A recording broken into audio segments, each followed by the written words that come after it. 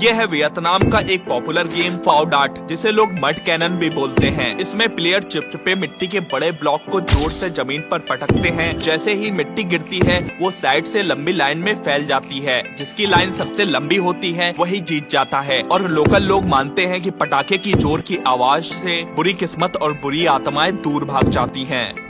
यहाँ लोग पानी नहीं डीजल बहा देते हैं, पर बहाते क्यों है आइए जानते हैं। ईरान में फ्यूल पानी से भी सस्ती मिलती है, इसीलिए बहा देते होंगे। तो ऐसा नहीं है। दरअसल यूएस सैंक्शंस के चलते इरानियन ऑयल को लीगली एक्सपोर्ट नहीं किया जा सकता, इसीलिए वो डीजल को कुएं में बहा देते हैं, फिर दूसरी साइड पाइप के जरिए बॉर्डर के पार बेच देते हैं। ये है आइडर डाउन, जो कि पूरी तरह से हाइड्रोफोबिक होता है, यानी कि इसे पानी में डुबाने पर भी ये बिल्कुल भी गीला नहीं होता है। इसकी सबसे खास बात ये है कि ये हीरा, प्लैटिनम और गोल्ड जितना ही महंगा होता है। ये इतना रेयर है कि पूरे साल भर में इसका उत्पादन सिर्फ 50 किलो के आसपास ही होता है। ये इतना महंगा और रेयर इसलिए है क्योंकि इसकी कोई खेती नहीं होती है, बल्कि इसे प्राप्त करने के लिए आइलैंड में जाकर ऐसी डक ढूंढनी पड़ती है जो अंडों पर हैचिंग के लिए बैठी हो।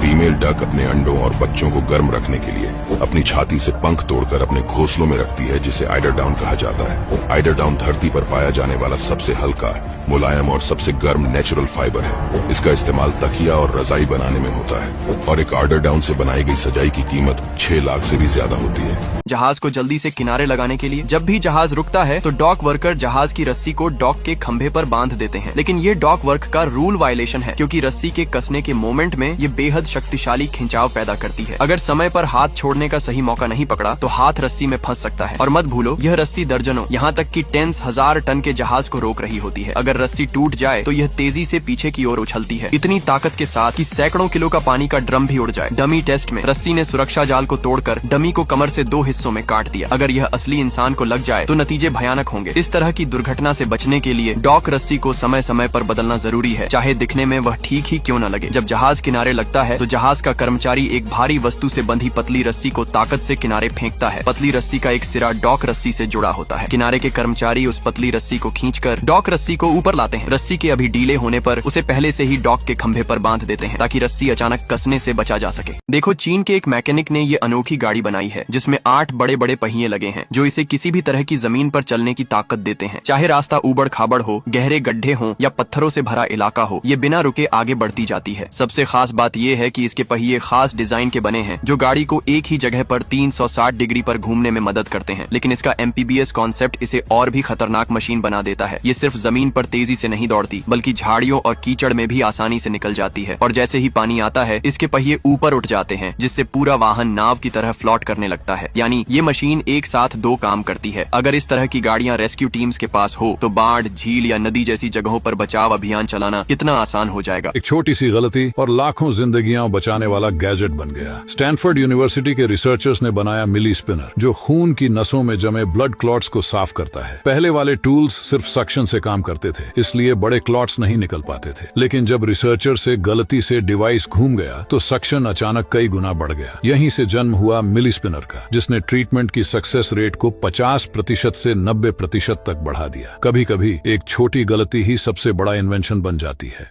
सोचिए, फिलीपींस के एक खेत में 2 गायें मजे से टायर चाट रही हैं।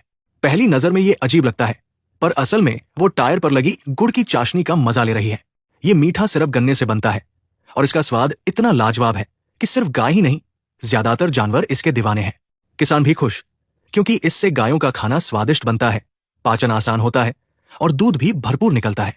मतलब गाय भी खुश, किसान भी खुश और फायदा भी दुगना।